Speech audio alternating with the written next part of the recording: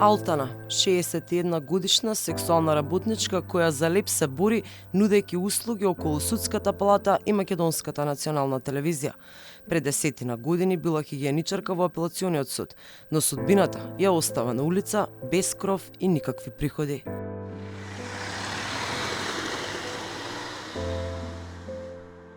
Тука заедно со околу 20 жени ги чекаат муштериите за кои вели дека обично се млади. Таа нема посредник, но за останатите жени вели дека често ги гледа со исти мажи, а муштери имаат секоја вечер. Поради нејзината возраст нема работа, но не е така за останатите кои стојат до нејзе. Другите работат, другите да.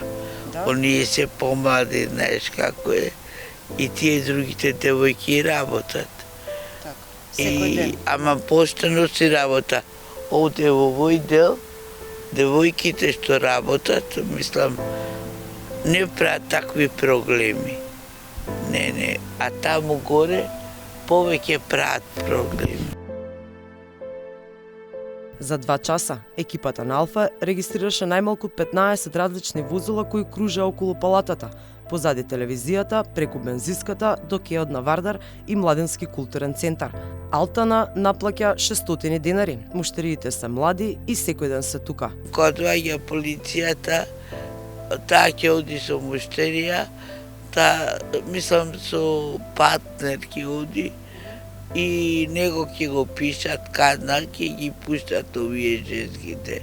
Зашто има многу женски дека земат пари, дека земат од овие што одат, овие што одат со нив и од нив многу пари земат. Има многу души такви што земаат пари. Невладиниот сектор кој се занимава со човекови права со години во земјава бара декриминализација на сексуалната работа, како и овозможување на здравствени и социјални права. Властите во Македонија се глуви за ова прашање, иако според невладината ХОПС во земјава има околу 200 сексуални работнички. Според податоците на невладините, станува збор за цела секс индустрија во која не се вклучени само сексуалните работници.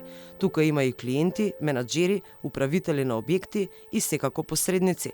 Сексуалните работници се криминализирани, а според информациите од терен и изјавите на сексуалните работнички кои ги даваат во невладините организации, нивните права често се повредуваат од страна на полицијата.